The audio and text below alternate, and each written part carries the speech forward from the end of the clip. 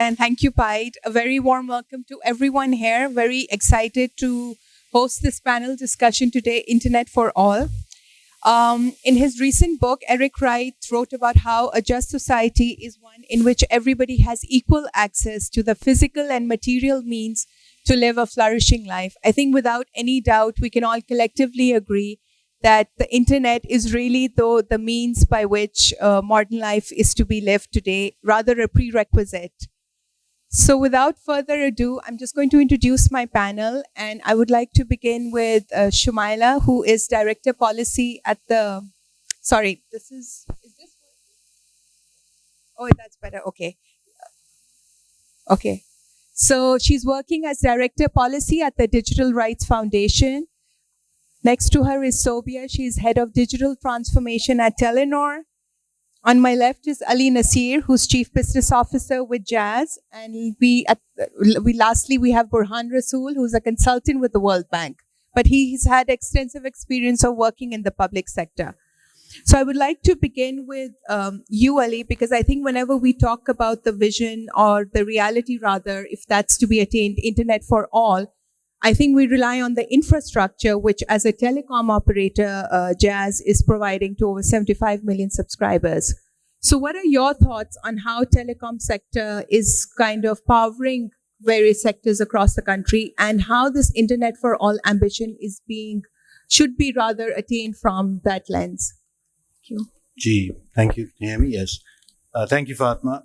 Let me start off by saying that I think your assumption is absolutely correct, because 98% of Pakistanis access the internet exclusively on their mobile telephones. 98%. Let that sink in. So actually, if there was no mobile broadband, Pakistanis wouldn't be on the internet. But interestingly, and while I was just prepping for this panel, I kind of just, as you do, get on the internet and Google. And it was quite interesting, some of the stats I did not realize. So, for example, does anyone remember when the internet was created? Anyone? 1989 to be exact, Tim Berners-Lee. And the first website was a website for an organization called CERN, that still exists, by the way. It's a Swiss-based, it was made in 1990. In the year 2000, less than 1% of Pakistan was online. 2000 is not that far back. In the year 2010, only 8% of Pakistan was online. Today, 50%, 56% to be exact, of Pakistan is online. Now, you would argue that in the 20 years, that's tremendous progress. And I would agree, except that the rest of the world progressed much better than we did. So Pakistan today, in terms of internet access readiness, ranks 135 out of 144 countries. And, while there's been progress, Adha Pakistan aaj bhi internet pe nahi. So I think that is something we really need to talk about. I don't think there would be anybody arguing against the internet on this panel. Yes, there are certain areas that we need to watch out for, but as a starter, I'd like to submit that is a big problem, Fatma. It's a big problem for Pakistan. And for a whole lot of reasons, we're getting left behind. Telecoms have and will play their role, but I think it has to go beyond that now. That's interesting, because I think a big part of what we see, especially whether it's an earthquake, whether it's a flood, we realize how connectivity can really be a life-saving drug. So this brings me to you, Burhan, and I think in your experience of working in the public sector as well, I think that the role of the government cannot be underscored when we talk about this ambition of Internet for all. How do you sort of view this ambition, and do you think it's a realistic one that Pakistan can sort of aim to achieve over the next few years? Well, it's ambitious, right? But something that we must strive for.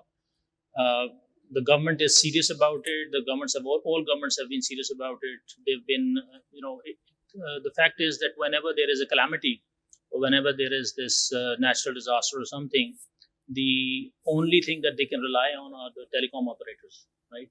So reaching out to the most needy and even from a social protection perspective, reaching out to the poorest of the poor, and also in terms of financial disbursement. All governments would want easy access to the internet, and especially for the poor. So, but the other side of that is that we have this digital literacy issues, whereby people get exploited, and the subsidy or the support, the financial support, which is supposed to reach the right people, do not reach them. Rather, it gets fizzled out on the way. So that's our perspective on how things should be. Great. Sobia, would you like to share your experiences on what the role operators can play when it comes to improving access to the internet and reducing the digital inequity? Yes, I think, thank you so much. Adding to what Alisa was saying, telecom operators right now are providing the access to like 86% of the Pakistan population, and 55% are using data. So that leaves us with 45% people who have an access to a mobile network, but they are not using data services as of now. So there are multiple factors that lead up to this gap that we have. I will talk about one that is the penetration of smartphones in Pakistan. That's a big area where we are facing a lot of challenges, whereby those people do not have an access to the internet and data, although they have those network services. Secondly, there are challenges in terms of the women gender equity as well. So in a recent report by GSMA, gender gap, females have like 34% gap in terms of the ownership of the handsets. That gaps gets enhanced to 43% when we talk about using the data. So there we see an opportunity as well. I'll talk about one example that whereby we work with World Bank. There was a program called Girls Learn, Women Earn, whereby we have made a curriculum to educate sub-aspiring entrepreneurs, and we were able to literate more than 1,000 females through that program. So I think that's the kind of effort, or these are some of the examples that we need to do more of in order to increase that penetration in our country as a whole. Thank you. I think that's extremely integral, that how internet can really play a role when it comes to livelihoods for women especially. Shumana, that brings me to you. As we talk about this ambition of internet for all, obviously there's a side to it where we have to be extremely cautious, where data security, privacy are emerging as extremely important concerns. You were working with the Digital Rights Foundation. What are some of your key sort of points from a policy agenda that you would like to sort of want governments to be more mindful of when they are drafting these policies? Bilkul. So I think sort of when we talk about access and access for all to the internet, one aspect of it is the quantitative. So how many people have access to the internet? That's one aspect of it. And then we need to look at the qualitative aspect of it, that when people do get access, what does that access look like?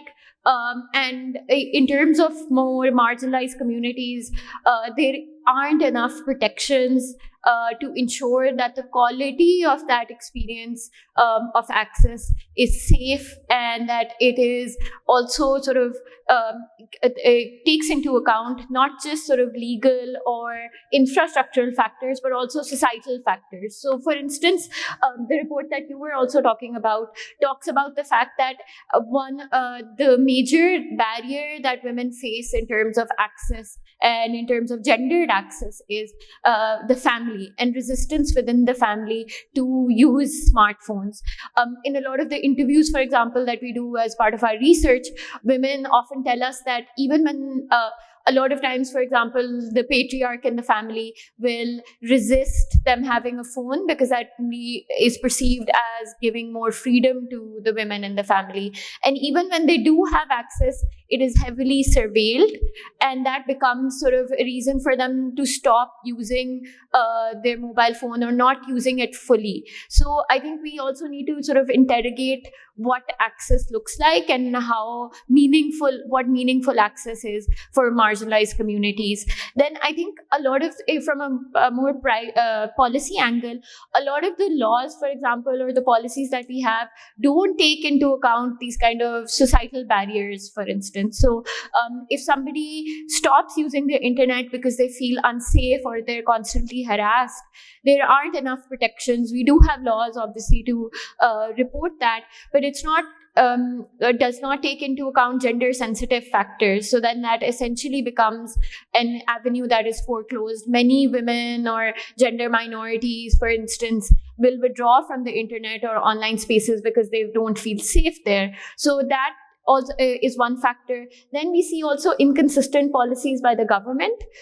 So, for example, arbitrary policies in terms of blocking access, it also really hinder the kind of growth and the access that we want. Just recently, we saw that basic things like Wikipedia are precarious on the internet. So unless the sort of larger information infrastructure is secured, even if people do get access to the internet, but they get access to a highly sort of fractured internet, that's not also something that we want to talk about. And for example, the government has a lot of discretion in terms of internet shutdown. So there have been areas in Pakistan that have been completely, even though they have the infrastructure, and ex-FATA is one of them, even though there is infrastructure for internet access, because of political or sort of very arbitrary security reasons, that internet access is withdrawn. And I think we need to interrogate the kind of because a lot of times internet access is shut down because citing security reasons, because it's felt that it might exacerbate the security situation. But we know, for example, if you shut down the internet, for example, right now in Lahore, because, for example, if a rally is going on, many of the people here would not be able to go home. Now, that's a bigger security issue because we're relying on Careem or Uber or these kinds of apps in order to or Google Maps. So we really need to see how we look at security and those policies in that sense as well. And unless there is in that kind of enabling environment, I think we can make those sort of infrastructure leaps, but I think from a policy perspective. And just lastly, I think initially I'm glad that we started with sort of climate change as sort of a driver for access. And I think we also need to now start thinking about climate resilient access and infrastructures, because in the coming years, we're going to face a lot of natural disasters. And in the floods recently, a lot of areas were cut off because of the flood. So how do we think about infrastructure much more creatively? And maybe in a much more decentralized manner, so that we can actually ensure that kind of access in those situations, which is only bound to increase in terms of frequency. Sure. Thank you, Shumaila. That brings me to you, Ali, because Shumaila referred to network resilience, and I understand that's an area as an operator servicing so many people. That's a big area, and we saw when there was the power shutdown, which happened recently across the country, mobile networks were also affected. So how do you view this dichotomy where at the one end we have this ambition of mainstreaming internet, making it available for everybody across the country, and at the same time we have incidences like these which set us back in the dark ages? Thank you, Fatma. Obviously, resource-poor country like Pakistan will always be challenges on the infrastructure. I'll narrate a very interesting anecdote. Jab ye COVID shuru mein aaya, to a lot of people didn't know how to deal with it. We didn't know. Individuals, as governments didn't know. Even the World Health Organization was struggling. So Karachi, the Sindh government was the first government that decided to put those complete bans on, everyone stay indoors kind of thing. And they came out with a list and said hospital, pharmacies, I think bakeries, or there were 4 or 5 categories of shops that they said can stay open, everyone else has to close. Telecom is not one of them. We obviously petitioned to the government and said, listen, we need shops that sell charge cards to stay open, and then people are our customer experience centers because people will have issues. उन्होंने कहा कि नहीं जी ये luxury item है इसकी कोई ज़रूरत नहीं. We said fine. So they didn't open us for 3 days. 3 days के बाद जब वो चार्ज कार्ड लोग नहीं खरीद सके और अपने phones को चार्ज नहीं कर सके, then we started getting calls from the government agencies कि आपका नेटवर्क क्यों डाउन है? नेटवर्क डाउन नहीं है, but because you prohibited us from recharging our phones, nobody can charge their phones, nobody can use that. And then immediately they rectified the regulation and said, no, it's there. We recently, last week, government increased GST on various goods, calling them luxury goods. And one of the goods was telecommunications equipment, phones and telecoms equipment. So sadly, I know it's very easy to blame the government. And I know we don't have a government representative here, although Burhan has partly worked there. But the fact of the matter is that one of the biggest inhibitors to Pakistan genuinely joining the internet superhighway is the haphazard and ad hoc policies that we have, not just on the internet, telecommunications, policies regarding advocacy, what needs to be banned, not banned. It's 2 steps forward, 1 step back. And no matter what infrastructure, Fatma, we can put up, unless these ad hoc decisions are rationalized, no amount of infrastructure can suffice to serve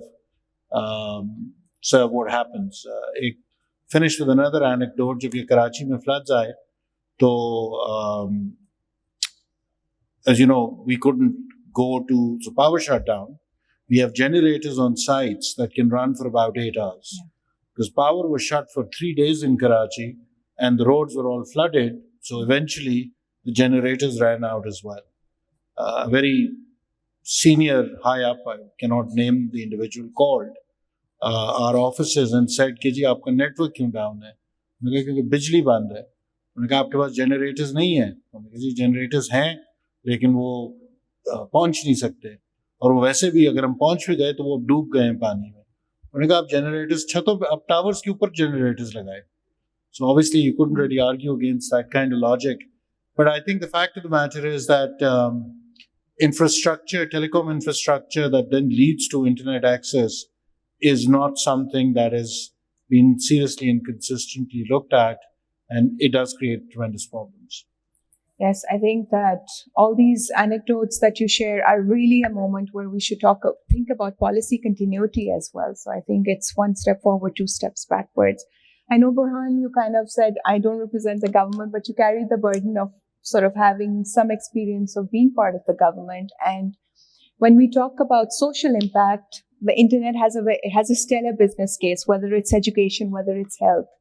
Do you want to talk a bit about your experience of working in sort of with the health department when you sort of curbed the dengue outbreak? I know that's a very successful case study of how sort of technology can create social impact. Yeah, sure. So let me speak a little in Urdu. I'll be more like expressive. Sure. So dengue की जो story है वो तो मतलब think of the past. ठीक है. So 2012 में हुआ जो कुछ किया सो किया. So fast forward 2015-16 के time पे we rolled out a lot of counter-terrorism related applications. ठीक? और when you talk about 2013-14 तो उस वक्त terrorism was at its peak, right? और the best support we got was from the telecom industry at that time. और ख़ास तौर पे मोबाइल हैंडहेल्ड डिवाइसेस के थ्रू कम्युनिकेशन करना और not relying on the desktop and all. So that was one of the major achievements that we had in terms of systems talking to systems, right? So एक दूर remotely कोई police officer बैठा है या कोई intelligence operator बैठा है और वो सिक्योरली हमारे डेटा सेंटर के साथ कम्युनिकेट कर रहा है, ट्राइंग टू एक्सेस इंफॉर्मेशन. और कई लोग ऐसे जो बिला वजह पुलिस की हिरासत में आ जाते थे और उनका कोई क्रिमिनल बैकग्राउंड नहीं हुआ करता था. सो आप इंस्टेंटली एक थाना जो कि रिमोट एरिया में है लेकिन वहाँ पे इंटरनेट एक्सेस है, अगर वहाँ नहीं है तो करीब तरीन जगह जहाँ पे इंटरनेट एक्सेस है वहाँ पे उसको ले जाके उसकी बायोमेट्रिक वेरिफिकेशन करवा के CNIC से क्रॉस वेरीफाई करके कि क्या इसकी कोई एग्जिस्ट करती है इंफॉर्मेशन इन द डेटाबेस और not, even with the biometric. Example ये हुई कि एक दफ़ा फैसलाबाद में डबल मर्डर केस रिपोर्ट हुआ, और उस डबल मर्डर केस में क्लेम फैमिली जिसने मारे थे दोनों बंदे, वो क्लेम ये कर रहे थे कि ये लोग घर के अंदर डकैती कर रहे थे. उनके जो पेरेंट्स थे उन्होंने क्लेम ये किया कि इनका फैमिली का फाइनेंशियल इनका मसला था, दे किल्ड आवर सन्स अलग-अलग.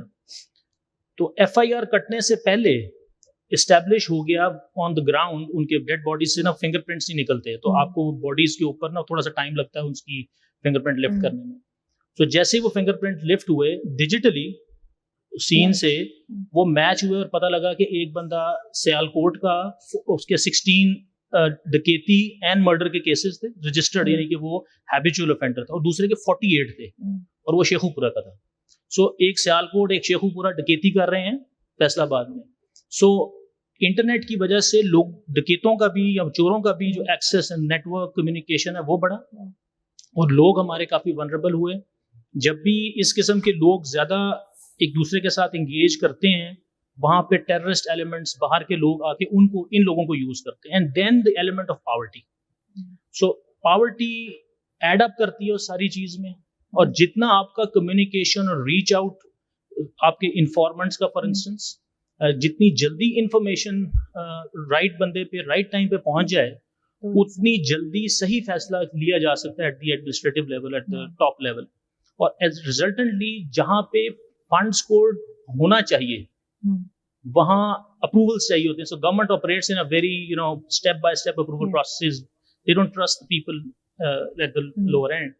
सो वो स्पीड अप हो गया सारा प्रोसेस. सो अब आप 2013 का टाइम देखें, और अब आप टाइम देखें कि जहां हम लोग, चलो ठीक है कोविड एक बीच में अनॉमली आ गई, और कोविड में ऑफ कोर्स अली ने talked about it how we handled it. So how beautifully it was all done, all thanks to, और खास तौर पे वो इलाके, फॉर एग्जांपल कच्चे का इलाका जहाँ पे इंटरनेट एक्सेस नहीं है, ठीक है, और बलूचिस्तान फॉर एग्जांपल. सो अब आप ये देखें कि we were able to connect Punjab with Sindh. तो Sindh got automatic, AD Khwaja sahab उस वक्त बड़े प्रोएक्टिव थे आईजी. फिर we were able to connect Balochistan. अब बलूचिस्तान में सबसे बड़ा प्रॉब्लम डिजिटल एक्सेस का, राइट. वहाँ पे दी मोस्ट कंसर्न इज कि जी वहाँ पे इट डजंट मेक फाइनेंशियल और commercial sense for the operators. So can Starlink be brought there. So Elon Musk को रीच आउट करना अब at the state level, can we talk to Starlink कि वहाँ पे इंटरनेट एक्सेस उन जगहों पे, खासतौर पे कच्चे के इलाके में आपने ऑपरेशन करना है, तो without dedicated Starlink for a few days हो सकता है कि नहीं हो सकता. और सर्विस डिलीवरी देनी है to the people of Balochistan for example, या रिमोट एरियाज हैं जहाँ पे टूरिज्म आपने अपना बढ़ाना है in the northern part, Gilgit Baltistan वाली साइड पे. सो immense contribution that the telecom sector can make in turning around Pakistan. Sure, I think that's satellite-like communication is probably the way forward. Ali, do you have? I know I was going to sort of move towards the other aspect, but speaking of Starlink and Elon Musk coming to Pakistan, how do you sort of view this from a lens where security, privacy, these are all emerging concerns as well? Yeah, so Starlink is a product that hasn't proved yet to be spectacularly successful. Elon Musk and his organization have tried, and certainly we've even approached the regulator in Pakistan. Lekin usme kafi issues hain, so I think it will be a while before that or a similar product is available. But I think that brings a larger question in, which I think is now becoming a big issue, given that we are the fifth most populous country in the world. Pakistanis, half of them are on the internet. They're starting to generate a lot of data. And unfortunately, a lot of that data is now going to places that we don't even know. It's happening all over the world, but increasingly, countries are getting smarter and savvier, and I think Shmaila might have more to say about it. But our view is that Pakistani data should stay in Pakistan, both from a national security reasons, and also that Pakistani organizations can monetize these better. اس وقت کیا ہوتا ہے کہ Google meta آپ کی data harvest کر کے advertisers کو کمپنیز کو بیچتا ہے and they make money. They don't share anything with anyone in Pakistan. So I think that is a policy directive. It is also increasingly, I know we don't have too many options right now because onshore clouds are not that ubiquitous. 80% of the Pakistani cloud market is on international operators, but it's getting better. So I think as more Pakistani outfits that are generating data keep Pakistani data in Pakistan, that will probably be the better way for us to go. Sure. And I agree. I think data residency is probably the big thing. Shumaila, is that something that you have to sort of, you advocate for your foundation about data residency and encouraging sort of average Pakistanis, people across all SECs, how do we make them aware about privacy, data laws, and how they can protect themselves and have safer experiences? Bilkul. So with data protection, there's, I think, consensus across the board, and even within now more spaces, there needs to be a dedicated data protection law that ensures privacy of personal data of Pakistanis. I think in terms of the modality, there's some questions to be asked about the security of the data if it is to be localized and the practicalities there. And that's something that we've been trying to look into models elsewhere, and especially in terms of sort of models that are similar to Pakistan. And the problems that occur in terms of data localization there is that can you create some sort of wall between then that data being secure from government surveillance and access? So that needs to be something that needs to be operationalized before we talk about data residency, because if it increases governmental access to data of Pakistanis on the internet and generated through these social media companies, that will be a problem. Another issue that when we talk to these social media companies is that Pakistan currently does not have the infrastructure to house a lot of these servers, and the issue then becomes is that they would have to cede to that demand in other more authoritarian countries as well. So that becomes a policy issue for them. So currently there is no buy-in from the social media or tech companies to actually locate their data. And I would anticipate, based on our sort of conversations with them, that if something like this is implemented in Pakistan, there would be a lot of resistance from these companies. So I think whatever policy regarding data residency is developed, if it is developed, needs to have all stakeholders on board before we implement it, because we don't want to be stuck in a situation where these tech companies are withdrawing from Pakistan because they don't agree with our policies. And thirdly, then is that, you know, the overall sort of the current draft of the bill, data protection bill that the ministry has enacted, gives a lot of powers to the federal government to access that data and to make exceptions in terms of that data. I think if that is rolled back and there's restrictions in terms of how then that data is accessed, I think then data residency, that perhaps is something that we can move to. But in the status quo, it would really worry me from a digital rights perspective, because even with, I'm sure with telecom companies, it's very difficult within the current legal system to resist data requests from the government, and we don't want to give too many powers to either the tech companies or the government. There needs to be a more user-centric data protection law rather than one that privileges the other. So, the second part of your question, I think over time, I think we've become very defeatist in terms of personal data. So when we do awareness sessions and work with communities, people usually say, you know, ये तो हमारी data उनके पास है, अब क्या कर सकते हैं? अब तो वो चली गई है. But I think we need to look at like how much sort of the conversation around privacy has moved in the last 6 years, where there is now a lot of pushback from to these tech companies. If you look at Europe, they're developing laws such as the GDPR that is resisting that kind of data collection. And I think we in Pakistan and sort of economies that might not have that kind of economic the power to push back against these tech companies still need to have that kind of awareness, and people need to see also understand the value of that data. And I think that only comes with like awareness campaigns and education and more conversations like this, because sometimes a lot of us don't realize how valuable our data is because it's going for free. So I think having that conversation is very important, and having that part of the public discourse is very important. Great, thank you.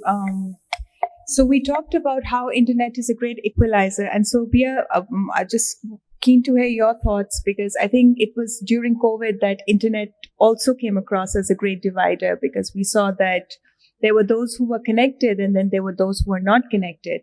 So from your perspective and your experience, what needs to be done to kind of bring everybody on board connectivity? Yeah, thank you so much.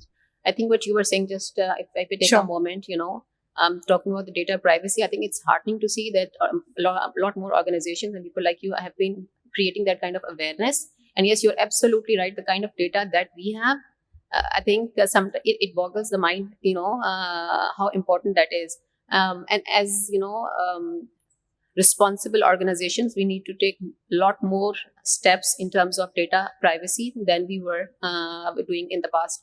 I think just one comment on that part. In terms of the accessibility, once more, I think COVID has taught us a lot of the things. We could never imagine, a team who manages the network. We call it Network Operations Center. They could work from home, but we have seen doing that. There were like 6-7 months whereby the entire organizations actually worked from home, and their productivity increased. So if you ask me what else can be done, I'll just give you an example in terms of the spectrum allocation that we have. So Pakistan is in our region it's the least country where the spectrum has been allocated. Only Nepal is behind us. So that tells us a lot about the kind of access or the infrastructure that we have in Pakistan. So there's a lot more need in that area, whereby we need to have that spectrum, provide that kind of services to the population. Secondly, when it comes to laying down the infrastructure, I think the taxation regime needs to be a lot more rational than what it is right now. I think the couple of things that we can build upon is USF, such a great example. If that program was not there, nobody, it would not make business sense to go and invest in those areas which were underserved. So I think more initiatives of that sort that we are doing under USF. Sure. And for everyone's benefit, USF is basically a fund where all the operators contribute to, and then they go in areas where typically there's no business case, and then they kind of provide connectivity there. So we're moving towards sort of the last sort of round of the panel. And I really just want to hear any closing thoughts from each of our panelists. Ali, with you, I would make it more specific, because right now there's a lot of talk in Pakistan around 5G as well. And how do you sort of see the next few years for Pakistan when it comes to connectivity and realizing the internet for all ambition? So we at Jazz are obviously convinced that the way forward is to have greater access, and I'll talk a bit about what that access really means for Pakistanis. But I think 5G is currently the stage that we're at, where, as I said, less than 50% of Pakistan is online. 5G does not make sense for Pakistan. It is fashionable to say, ये मुल्क भी 5G हो गया, हम भी अगले साल हो जाएंगे. And we've heard this on a couple of pronouncements. Actually, globally, 5G ka business case is predicated on IoT and M2M. It is not built on consumer usage, right? So 5G हो जाएगा तो maybe Netflix आप 10 second में 8 second में load कर लेंगे. That's about the consumer relevance. So Jazz firmly, and I'm sure Sophia would have similar views as well. We'd rather focus on 4G for all, which is being people able to access even in the Kachas of Balochistan on the internet rather than downloading Netflix in a few seconds. That being said, I think ایک بہت جو ضروری چیز point that I'd like to make is کہ access is just the beginning. جس طرح میں نے پہلے بات کی کہ 50% half of Pakistan is offline. اگر یہ باقی ہاف بھی آن لائن آ گیا, let's say 100% Pakistani on line ہے, that doesn't solve our problem. آپ پوچھیں گے جی پھر کیا, what is there؟ دیکھیں, انٹرنیٹ فار آل کا مطلب صرف یہ نہیں ہے کہ آپ ایکسیس کر سکتے ہیں. انٹرنیٹ فار آل کا مطلب ہے دو اور سٹیجز ہیں اس کی. ایک ہے ابیلٹی کی. میں اور برہان دونوں اگر انٹرنیٹ پہ ہوں گے, ہی از ماشاء اللہ much more tech savvy than I am, he can ask questions and get more out of that internet because of his abilities than I can. Up chat GPT, I know it's kind of the latest fad. Chat GPT is actually bringing that to light in a brilliant manner. آپ اگر chat G P T کو جا کے پوچھیں کہ یار یہ میرا انٹرویو ہے, میں اس نوکری کی اس انٹرویو کے لیے تیاری کرنی ہے, میں کیا کروں, it will give you an answer, right? But if you went and asked chat GPT that I'm being interviewed by a panel of financial experts on issues that deal with, so the question that you ask chat GPT will enrich the response. So the دوسرا part that I feel internet استعمال کرنے کا جو ایک طریقہ ہے وہ ہے ability. And I think جو سب سے زیادہ ضروری چیز, and we've been having some discussions with colleagues just here yesterday, اس کے انٹرنیٹ پہ آپ آ بھی گئے, آپ کو سوال پوچھنا آ بھی گیا, پھر کیا ہوگا؟ آپ کو ایک اسکل کا سرٹیفکیٹ مل گیا, آپ نے ٹریننگ کر لی آن لائن کورسیرا پہ یا جہاں بھی, وہ اسکل کا سرٹیفکیٹ بھی آپ کو آ گیا. اب آپ جا کے اپ ورک, فائیور, جتنی سائٹس ہیں, Pakistan has by the way one of the largest freelance populations in the world, but they are not making a lot of money, they are not doing a lot of business. Why? Because when they go on these sites, when people who are on these sites looking for talented professionals look at your CV, your portfolio, and that doesn't compete favorably with what some of the other people in the other countries are doing, right? So the third element of access to internet is productivity. You can get access, you can be able on it, but unless you can use the internet, monetize it, use it to make money or improve whatever it is that you're trying to do, it's still just a channel. تو I think یہ تین جگہوں پہ پاکستان میں ہمیں کام کرنا ہے. اور صرف گورنمنٹ کی ذمہ داری نہیں, پرائیویٹ اداروں کی بھی ہے. ایکسیس سب سے پہلے پرووائڈ کرنا, اس میں گورنمنٹ کا بہت زیادہ رول ہے. پھر ابیلٹی میں گورنمنٹ کا تھوڑا رول ہے, لیکن جو اسکلز ایجنسیز ہیں ان کا کچھ رول بنتا ہے, پرائیویٹ کمپنیز کا رول بنتا ہے کہ بچیوں کو ٹریننگز دیں. اینڈ دین پروڈکٹیوٹی پہ آئی تھنک پرائیویٹ سیکٹر کا زیادہ رول آ جائے گا. And that's something that we need to exploit. So those would be my closing thoughts on how we can make internet work for all. Sure. And I think just aapne mentioned that it's collective action that's way forward for this. And people attribute public-private partnerships as the way to achieve any kind of social impact. So Burhan, what are your thoughts on this? What needs to be done, whether it's at the private sector end or the public sector end, to enhance these partnerships? So when it comes to the internet, the government cannot operate without the private sector. Yeah. That's the full stop. So public-private partnership is a must, is the way forward. Government needs to bring more opportunities, invest more on the infrastructure part. That's a kind of a policy, kind of a thing that we can talk about. But without a flourishing private sector in general, Pakistan cannot move forward. So that's a consensus that now everybody, especially within the government, has.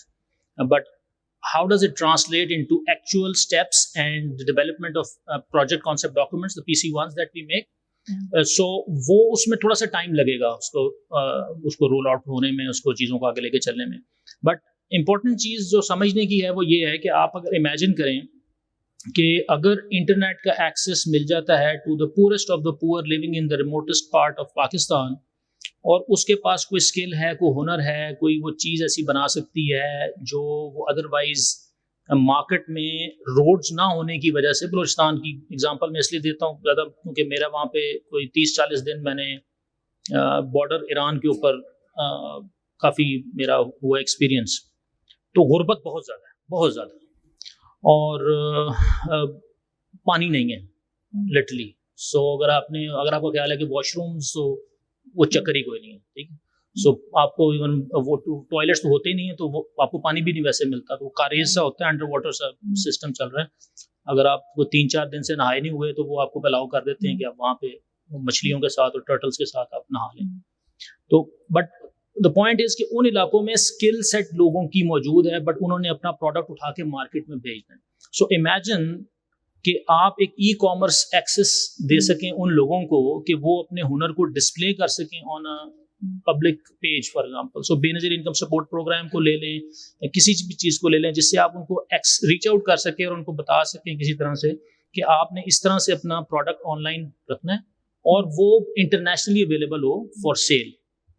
अब अगली चीज़ ये कि क्या उनको उसकी जो रकम है वो डिजिटली मिल जाएगी। जब उनका वो चीज़ लेट से उसको वो 10 रुपये लगे हैं, 20 रुपये लगे हैं और वो बिक जाती है लेट से 500 की, 1000 की, 2000 की, इंटरनेशनल मार्केट रहती है, एज अ सिवनियर लोग लेते हैं, एम्बेसडर्स को भेजना है। सो पॉइंट ये है कि अगर आप जितना आप इंटरनेट को उसकी पेनिट्रेशन को बढ़ाते चले जाते हैं रिमोटेस्ट एरियाज में, उतना ज़्यादा आप लोगों को अनेबल करते चले जाते हैं। सो जहाँ बात आती है डिजिटल लिटरेसी की, जो वाली बात कर रहे थे अभी, कि लोगों को क्या उसको यूज़ करना भी आता है, क्या यूज़ कर सकते हैं। सो मेरा एक्सपीरियंस ये है कि लोगों ने एटीएम चलाना भी सीख लिया, पैसे निकालना आ गया सबको। बड़े से बड़ा हमने देखा जी, बुजुर्ग जिनको अदरवाइज फोन नहीं यूज करना आता था पहले, अब तो सारे फोनों पे भी, थैंक्स टू कोविड, सारे फोनों पे भी आ गए। तो जब आपको जरूरत पड़ती है, जिसे हम कहते हैं कि मजबूरी होती है, तो मजबूरी फिर बहुत कुछ सिखा देती है। सो अभी हम लोग ऐसे हालात से गुजर रहे हैं एज ए नेशन, खास तौर पे इकोनॉमिक जो हमारे ऊपर एक है एफर्ट है, हमें बाहर से डॉलर्स चाहिए, चीज़ें चाहिए। यहाँ के लोग क्या इनको ओपन अप किया जा सकता है to the international market, people at large, और वो वहाँ से चीज़ें भेजें। So a lot can be done. आप गवर्नमेंट को साइड पे कर लें, खाली telecom operators, internet service providers ही अगर मिल के ये तय कर लें कि हमने ये जो यूएसएफ का फंड है, इसको हमने बजाय इधर देने के जो हम देते हैं उसको एंटरप्रेन्योरल, उस पर 0.5% उधर फेंकते हैं, फिर 0.5% उधर फेंकते हैं, पीछे घुमा के फिर 1% ही रह जाता है जो इंटरनेट उसके ऊपर लगता है।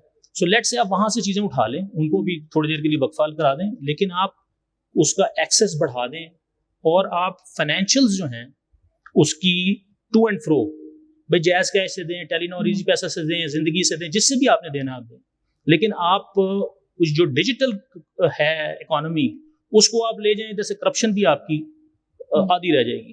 तो बेतहाशा फायदे और बेतहाशा जो है ना चेंज आ सकती है। ये सिर्फ ये दो बड़े जाइंट्स हैं बैठे हुए इस हॉल में, यही आपस में तय कर लें कि यार हमने ये इंटरनेट एक्सेस जो है ना ये पहुंचाना है, यूएसएफ से लॉबी करनी है, जिससे भी लॉबी करनी है हमने पहुंचाना है, और for the poor of this country करना है। तो नेकी की नेकी है और फायदे का फायदा है।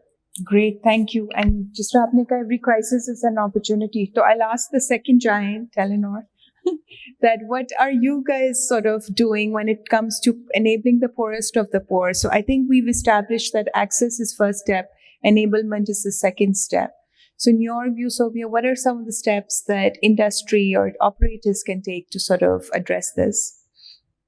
I think Ali has mentioned already that there are three phases to it. So in my views, we need to now see beyond what Burhan has just mentioned, because that is something that is already there, and it's just us taking a step forward and then moving ahead with the execution. In my views, if you ask me, the future is about venturing into the areas which are beyond connectivity.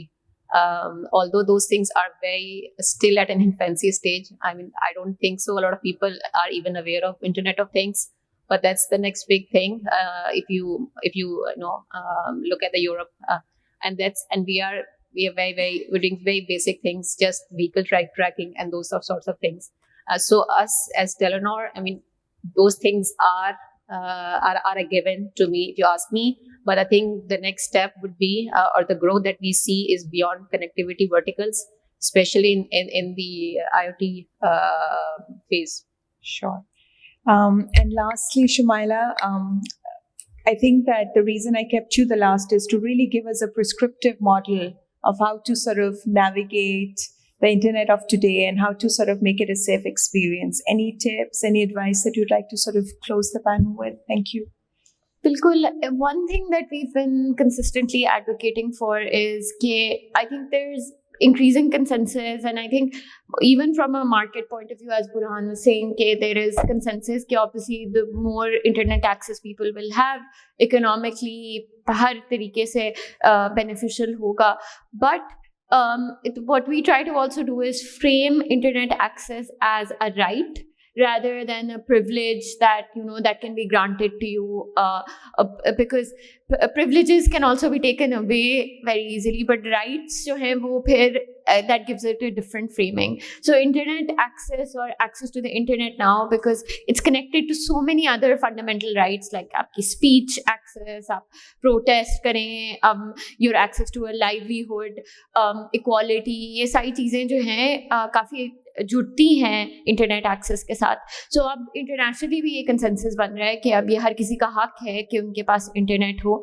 Obviously that is undercut by the fact के resources available हैं या नहीं, but apart beyond, once you have established that, I think that pushes all stakeholders then to work towards internet access much more proactively and places obligations on them to do that. And I think sort of at a much more structural level हमें simultaneously access के ऊपर काम करना है, और फिर as you said, safety and digital literacy need to be institutionalized. So for example, like if you look at our education system, शायद computer science is a very basic subject, but safety is not taught, or how to get, as Ali was saying, that how to get the most out of the internet is not something that is taught proactively. So I think that needs to be, because the education system is the most institutionalized one. We can, as civil society or as companies,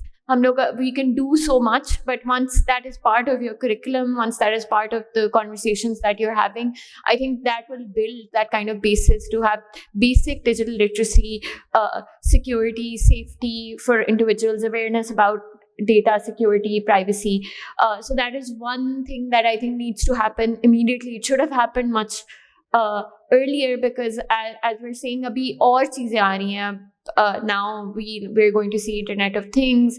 Artificial intelligence is going to become a big part of how technology is viewed. So unless we're prepared for that as a societal level, we'll just be playing catch up. So we need to have that kind of foresight in our policies. And I think sort of a lot of times digital or internet related things are sort of siloed into कि अच्छा ये Ministry of IT ने करना है, ये इन्होंने करना है, या ये tech companies या telecom companies का है. But I think it needs to be integrated into everything that we do. Education system, हम अगर gender equality की बात करें तो उसके अंदर एक there needs to be a digital component to it. These are not separate issues. It is a very cross-cutting issue. So I think bringing more people into the conversation is important. Thank you, Shumaila. I think you really just summed up the entire conversation really well. And I think what really appeals to me personally, and I think for everyone else also, is how we need to give it that recognition that it's an essential right, rather it's not a privilege. And that's a mindset shift that I think collectively everybody sort of needs to work at. So on that note, I would like to thank all of you. Thank you very much. It was great discussion. Few years back, I went to K2 with American expedition field touring Alpine, and there used to be 40 to 50 expeditions who used to visit Pakistan mountainous wonderland. Out of the 14 8,000 meter peaks, Pakistan got 5. And every member of an expedition pays $10,000, and every expedition is of 14 to 15 mountaineers. So it's a great foreign exchange revenue stream that we are missing, because वहाँ पे call करना बड़ा मसला है. वहाँ पे satellite call है, वो बड़ी एक्सपेंसिव है, और इसी वजह से वहाँ पे सारी लॉजिस्टिक्स और वो उसको हम टैप नहीं कर पा रहे सही तरह, और वो माउंटेनियर्स डिस्करेज होते हैं. और फिर वो on the other hand Nepal, where there is Mount Everest, there communication is better than us. So what is holding us back? Ali, do you want to? Many reasons, but I think for me fundamentally, अगर आप मेरे से पूछें ये क्यों है, देखिए मेरे लिए वहाँ I'm just talking about jazz. Putting up a tower costs money. ठीक, वो जो $10,000 या टूरिज्म आ रहा है उससे मुझे तो कुछ नहीं मिल रहा ना, बिकॉज साल में 50 क्लाइंबर्स जाएंगे. सो आई थिंक चले 100 कर लें, दैट स्टिल डजंट, दैट 1000 हो जाए, 10,000 हो जाए, it doesn't solve the problem. So there is a problem, and you're absolutely right. If you want to project Pakistan, that's something that we need to do. But I think, again, for the lack of a better word, government is one body that says, okay, we can make X amount of revenue from this activity. इसकी cost क्या है और कौन कौन से, जिस तरह बुरहान ने कहा, प्राइवेट सेक्टर कंपनीज हैं जो ये कर सकती हैं. Put them on. Nobody's asked us ever. Yes, people say कि जी वहाँ कनेक्टिविटी नहीं है. My answer to that is कि यार मैं वहाँ कनेक्टिविटी क्यों लगाऊं, क्योंकि वो सिर्फ 1000 बंदों का, मेरा तो खर्चे पूरा नहीं होता. So I think the answer to that question is we should. I think it's a wonderful idea. Somebody needs to. I will of course raise it at the relevant level as well. But somebody needs to tell the government, Ministry of Tourism, whoever. I don't know who's the beneficiary of those licenses. Kis ministry ko jaate hain? Yeah. So the Ministry of Tourism should be approaching us and saying, I can generate more money provided I get this, and then MOIT, जो Ministry of Telecom है, वो उनसे बात करें, but it can be done. I see no reason why it can't be. Ji.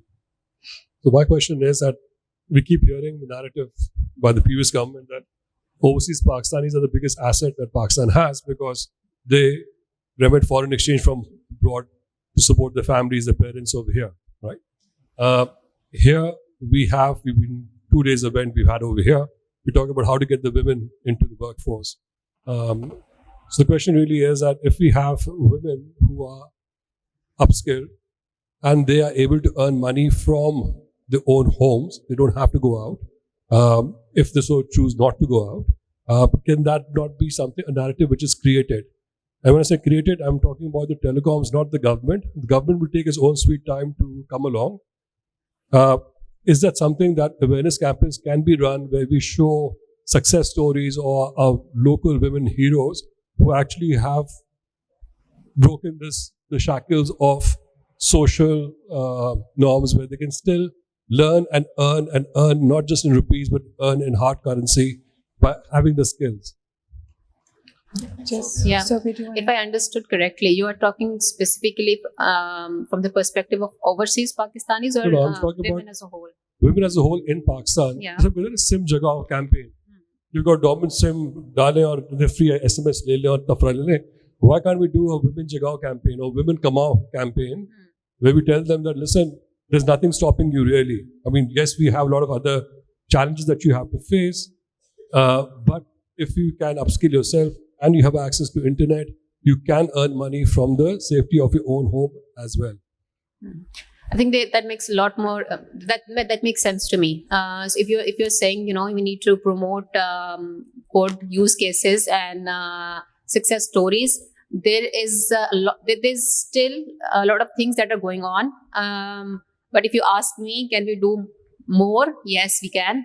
But then there are certain platforms, especially digital, whereby you see a lot of these kind of success stories happening across. I'll just give you one example. We brought in, although we at Telecom Pakistan, most of the females, of course, we are working women, but we brought in someone from another industry to share her success story, and that's something that can be scaled up to the larger audience, and that is true. But I think one challenge still remains. We were talking before the discussion with Ali that these stories are scarce. We need, but yes, I think as responsible organizations, we need to look for these stories and make them and create more awareness. Yes. I totally agree to that. Add कर दूं sir, e-earn एक project है Punjab IT board का, you might want to look into that. और उससे पहले इन्होंने start किया था e-रोजगार. सो e-रोजगार से बहुत सारे लोगों को, लड़कियों को खास तौर पे ये आइडिया यही था जो आप कह रहे हैं. और अल्टीमेटली मसला आता है जब पैसे बाहर से पाकिस्तान भिजवाने होते हैं तो दैट्स अ चैलेंज. उन्होंने फिर निकालने कैसे हैं अपने अकाउंट में से.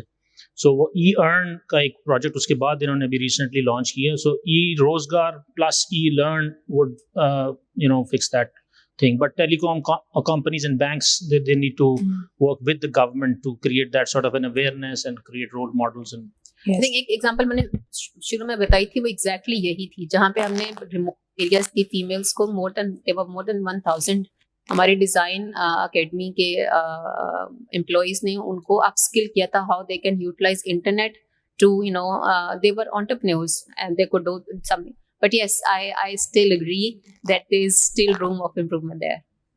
And just a thought on that, if I'm going to take the liberty of whatever, but I think that I think more than having women come forward as poster childs for these initiatives, I think we need to kind of take the conversation forward also. And I think what we talked about, enabling people to get a more enriched experience out of the internet, has to probably be institutionalized, like Shumaila mentioned, at an educational level. So I think this requires a much deeper discourse on how we take this forward, because it can't just be enough that we have role models and kind of mainstreaming that. I think we really need to sort of take a step back and really go down at the institutional level, whether it's educational level, education institutes, whether it's your workplaces, and really kind of look at it from that lens. Because as a woman myself, I think that we need to kind of move beyond this discourse that we need to be sort of, projected. It's just a personal sort of space in it. But yeah, that's my thought. Any other questions? I'm back as a moderator, so. Sure.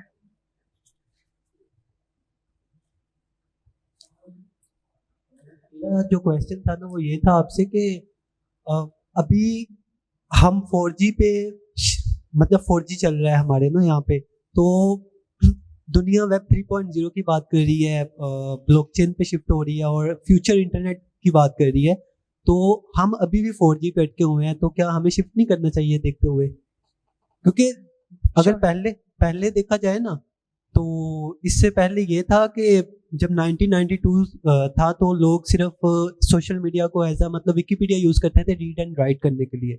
तब अगर हम ये सोचते कि हम सिर्फ 2G पर ही रहेंगे, हम इसको ही मजीद बेहतर करेंगे तो कितना को बेहतर किया जा सकता है, तो हमें 5G पे शिफ्ट नहीं करना चाहिए। Sure. And Ali, do you want to just speak on that? कोशिश जरूर करें, that's all I can say. नहीं, टाइम लगेगा बहुत। देखें, बिल्कुल नई टेक्नोलॉजी, और ये जो जिन्हें कहते हैं ना लैगार्ड मुल्क होते हैं जो किसी टेक्नोलॉजी को देर से अपनाते हैं, तो उनको वो टाइम नहीं लगता जो पहले मुल्कों को लगा होता है, because they obviously learn from their mistakes. Pakistan में 4G 2013-14 में आया था, and since then broadband penetration, internet penetration has exploded. So हमने बहुत सी वो प्रोग्रेस जो लोग मुल्कों ने 10 साल में की, हमने शायद 4-5 साल में कर ली।